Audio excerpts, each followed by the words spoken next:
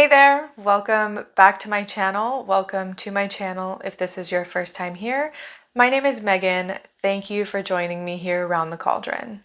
Today is Earth Day. Today is the one day out of the year where everyone pretends to care about the planet. The one day where people pledge to use less single-use plastics, where people pledge to reduce their carbon footprint, and where companies get away with greenwashing and screaming, our products are sustainable and eco-friendly from the rooftops, and bringing in a lot more consumers because of their greenwashing and marketing tactics. But Earth Day is important.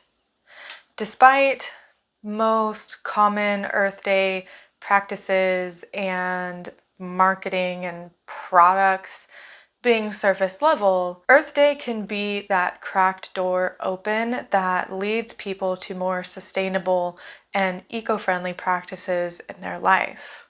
And that includes within witchcraft.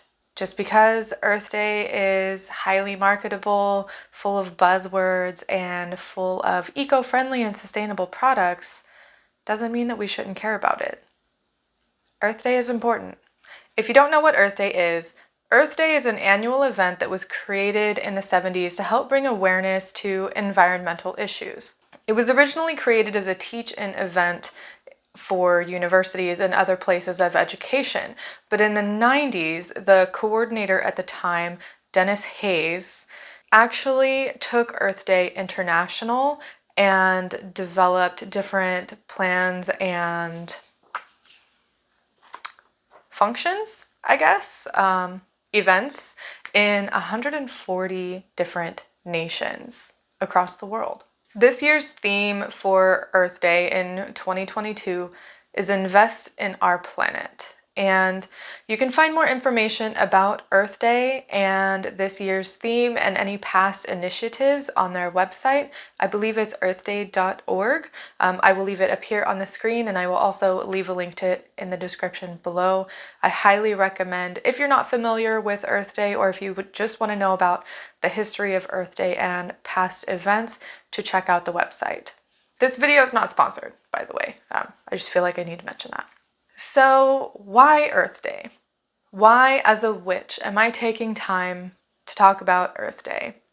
And it's because it's really freaking important to me to be sustainable, or as sustainable as possible, to live an eco-conscious lifestyle whenever I can. And I want to encourage other witches, pagans, polytheists, spiritual people, everybody actually, but that's not my target audience.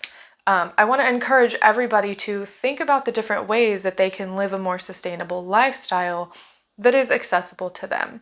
And with that, I have a couple disclaimers or things I just want to say. First off, despite paganism being touted as an earth-centered faith or an earth-centered umbrella of a faith, not all pagans, polytheists, or witches actually care that much about the planet.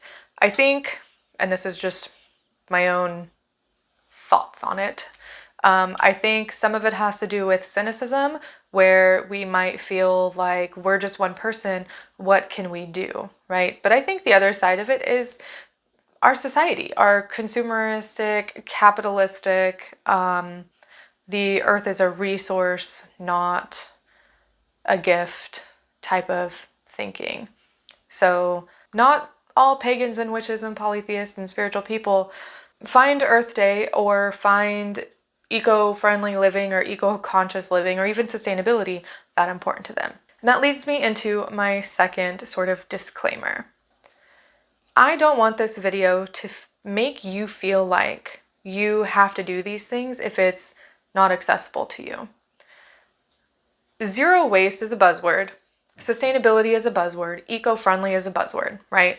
They're all generally seen as marketing tactics, and I don't want anybody to feel like anything that I mention is something you have to be doing if you can't. You know, there are people in the world who can't afford to buy the most sustainable option, or who have more important things to worry about, like their job taking priority because they are a single income family or something like that. Sustainability and eco-conscious living should be accessible to everybody. That's my opinion, obviously, but it's not. And not everybody can do all of these things because it's not accessible to them. And that's okay. I don't want anybody to feel bad that they can't do something because they literally cannot do it. It's not accessible to them. One of my favorite eco-conscious YouTubers signs off of her videos with the phrase, "You cannot do all the good that the world needs, but the world needs all the good that you can do." And I feel like that fits in perfectly here. Do what you can with what you have and don't feel bad about what you can't do. Now, with that being said, I actually have 5, I think, mostly free ways that you can be more eco-conscious in your witchcraft path, in your spiritual path. These can also be used outside of spirituality, but since my channel focuses on spirituality, witchcraft, and polytheism, that's sort of what I'm going to tie it to. And I really encourage everyone to check out the links in the description. I will be leaving links to everything that I talk about that I can, links to other YouTubers, other resources, and information that I think is important for anyone that is looking to be more sustainable and looking to make better choices with what they have available to them. So without further ado, let's get into the 5 things that I want to talk about today. And the first one is changing how you search the internet. I ran across this search engine called Ecosia or Ecosia. I don't know how to say it properly. Somebody correct me if I'm saying it wrong, but Ecosia is a search engine that plants trees. Their company was founded in 2009, and basically the way it works is their ad revenue from being a search engine is put back into initiatives that are good for the planet. They are a B certified corporation, which is really important for a lot of sustainability and eco-conscious corporations. That certification is important to have. I'll leave a link in the description for information on that, but they have full transparency. Every month they post their reports, their profit reports, and they show you a breakdown of where their money goes, how they spent their money, what went to pay their employees versus what went to the different initiatives that they fund that help plant trees. And I really fully appreciate that sort of transparency because, not to name names of other search engines, but like, what do they do, right? If I'm going to have to see ads in a search engine, at least by using Ecosia, I know that the ad revenue is going to something important, something that I care about. And you don't even have to sign up for anything for it to matter. You don't have to sign up for an account to track how many trees you've planted with your searches, which is something you can do, by the way. It doesn't matter. You just use the search engine and there you go. I think their breakdown is every 45 searches plants a tree. Let me look at my notes really quick. Yes, they said on average it takes about 45 searches to plant a tree. So when you're researching your spiritual practice, when you are researching different spells or herbs or correspondences or folklore and history, use Ecosia. I guarantee you in a week of searches, you can plant a tree. It's that easy. And if you're already searching the internet, you might as well use it. Because if you're like me and you open up a new tab to search for something more times a day than you wish to count, I'm already searching the internet. I might as well do some good while I'm doing it. Number 2 is to think about the things you buy before you buy them. Kellyanne Maddox, in her book Rebel Witch, which we're reading for my Patreon book club, discusses something that she calls magpie eye. And it's basically when you're walking around or you go into a shop and you see all the shiny, pretty, sparkly things and you feel like you have to collect everything. Like everything is just so pretty. You just have to have it, right? So you become a collector of all of these things that eventually serve you no purpose. You just bought them and you have no reason for buying them. And that's problematic. I actually just spoke with Betty, the witch from the north. The witch from the north? Oh my gosh. Sorry, Betty. I totally forgot your social media handle there for a minute. But we just recently spoke in a podcast episode about consumerism and commodification of witchcraft. And I'll leave that linked in the description below for anybody that hasn't listened yet and wants to, of course.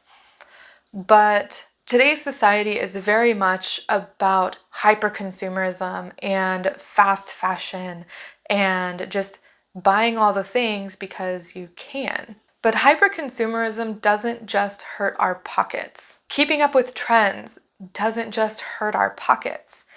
I mean, if you think about like the Shane hauls, Shane, I think is how you say it, on TikTok and even here on YouTube, people buying hundreds and hundreds of dollars worth of Shane clothing, which is a fast fashion brand, because it's super cheap, and then turning around and donating all of it or throwing it all away because they don't like it or it doesn't fit or whatever. That doesn't just hurt their pocket. They didn't just waste a bunch of money on stuff they're never going to use. The amount of carbon emissions that takes, the shipping cost, the exploitation of labor of the people that made it, because honestly, how can someone get paid enough money to make a $3 shirt, right? That's an exaggeration. I have no idea how much Shane actually costs. It doesn't just hurt our pockets. It has an environmental impact, especially if you just buy and buy and buy and buy for no reason other than just to buy it. The same thing can be said about making purchases for your practice. And I don't want to discourage people from buying things that have a purpose, that have a use, or that you have a reason for buying it. That's totally fine. But one thing I very much dislike is buying things just to buy them. Because you end up with a bunch of clutter and you end up with things that you don't actually use. They will either end up in the trash or collecting dust, or you're going to donate them. So I really encourage everyone to think about the things that you're going to buy before you buy them. Don't just buy things because you think it's pretty or it's so cute, so you just have to have it. Or, getting sucked into the idea of a collector's item and something being exclusive. Those words, they tug on us and make us feel like we're missing out on something. But if you don't actually need it and it serves no purpose, then don't buy it. And honestly, this is one of the reasons I will not watch haul videos. I don't like them, period. I think they're wasteful, especially the haul videos where it's just like, let's see how much I can buy with $100 at, I don't know, the dollar store. What can I get, right? That's a completely separate topic. But yes, think about the things that you buy before you buy them to make sure that you actually need them, that you're actually going to use them, that they're going to serve a purpose. And honestly, even if that purpose is just decoration in your home, that's okay. If you actually like it and you're actually going to use it. I have bought several things in the course of my life where I'm like, oh, that's really pretty, let me buy it. And then I get home, I'm like, what the heck did I buy this for? Where am I going to put it? What am I going to use it for? Do I really actually like it that much? So just a little bit of forethought, I guess, before you make purchases, especially if you're buying new. And that leads me into point number 3. When you can, shop secondhand. Shop at thrift stores. Check out your local buy nothing groups if you have them in your area, and get things used. Now, obviously this isn't going to apply for everything, but within our witchcraft spiritual sphere of a community, it's totally fine to go to the thrift store and see something that you like that you might need in your practice and get it. And when you buy it from a thrift store, you are giving it new life. You are repurposing it. And you are subsequently not creating more demand for more new products. I think, and I haven't done any research on this, this is just me speculating off the top of my head, but I think if we were to take everything that was ever donated to a thrift store, we probably wouldn't have need to buy anything new. I mean, I can walk into a thrift store and there's just so much stuff. There's so much stuff. And I know half the stuff that's donated doesn't even make it to the store front. It doesn't even make it into the store. It gets thrown away, or employees take it first, or what have you. But it's 100% okay to shop secondhand, to buy things from thrift stores, to even swap or borrow things from other witchy friends. That's okay. And I think if you do need to buy something new, or you do need to buy something that you can't find at a thrift store, your next option, if it's available to you again, is to buy from your local community, buy from a small business. If you don't have anybody in your area that sells what you're looking for, buy it from someone that makes it. Buy it from an artist or a creator. Support the small businesses before you resort to supporting larger corporations that really don't care about us and they really just want our money. And again, just to reiterate, that's only if that's accessible to you. I know it's not accessible to everybody, but for number 3, I definitely think that we could do more good by finding our witchy supplies or even our witchy decorations at secondhand stores. Number 4 is to stop burying your spells. Stop burying things in the earth. Stop throwing things in bodies of water or sending them downstream or anything like that. I can't tell you how many times I have read in a book that has spells in it that suggests putting jars in bodies of water or burying jars or other non-biodegradable things in the earth. Stop doing that. I am sure, we now have more options available to us. We don't need to bury things in the ground that aren't going to biodegrade, that aren't going to break down and replenish the soil. If you need to bury something and you absolutely don't have an alternative, get a pot of dirt and bury it in a pot of dirt. And if the spell is to bury something by your front door, put the pot of dirt by your front door with some flowers on top or something. That is an alternative. That is earth contained in a pot, and you're not actively harming the soil of your home. But we seriously need to stop littering our planet for our witchcraft purposes. It's not necessary.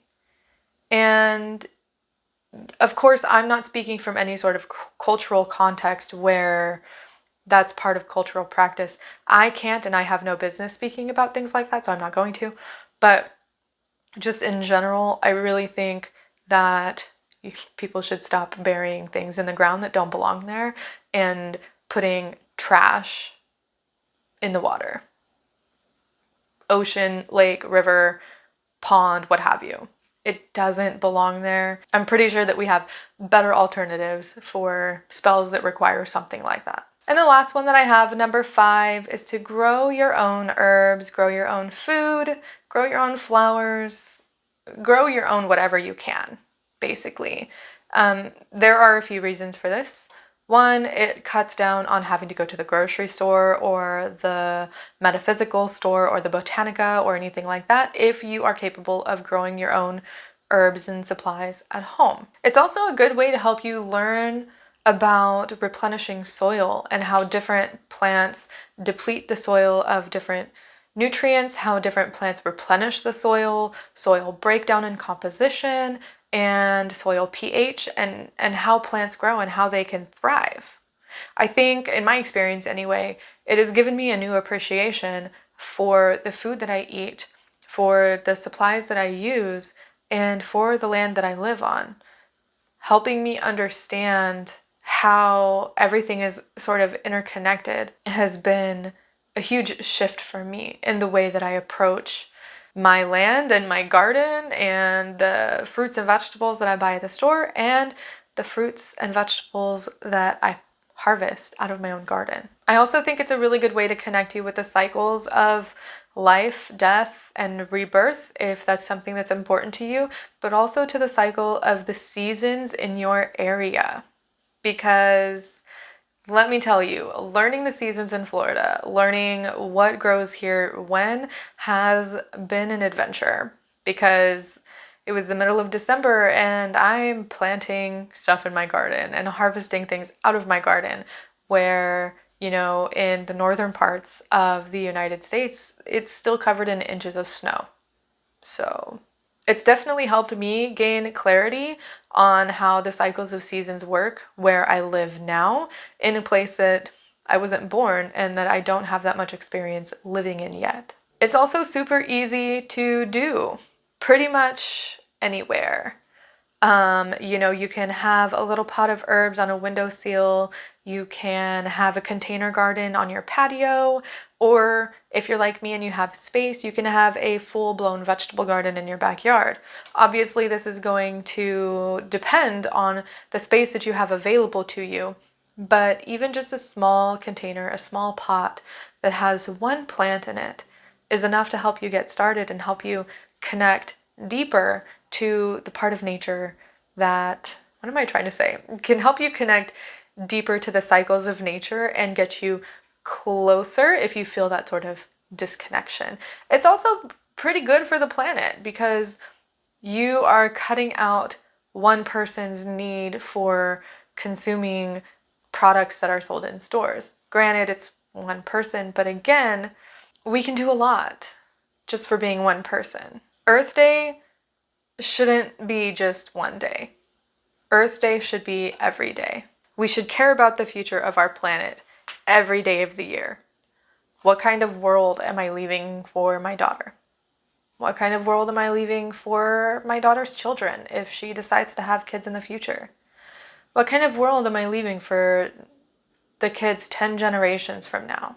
I mean, the burden doesn't all fall on my shoulders, of course, but I still am capable of doing something. And I think even those smallest actions, while they may be so small to me and they may seem inconsequential, they matter.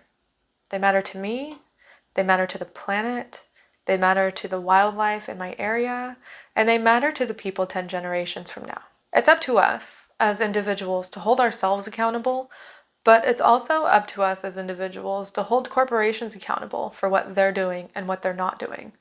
It's up to us to hold the government accountable for the things that they're doing and the things that they're not doing. There's a quote that I really like that has been attributed to several different people and it's been said different ways, but it really encompasses how I feel about taking care of the planet and how I feel about caring about the next 10 generations, even if I'm not going to live to see it. It says, "Blessed are those who plant trees knowing they will never benefit from their shade, for these people care for the lives and comfort of their children and their children's children."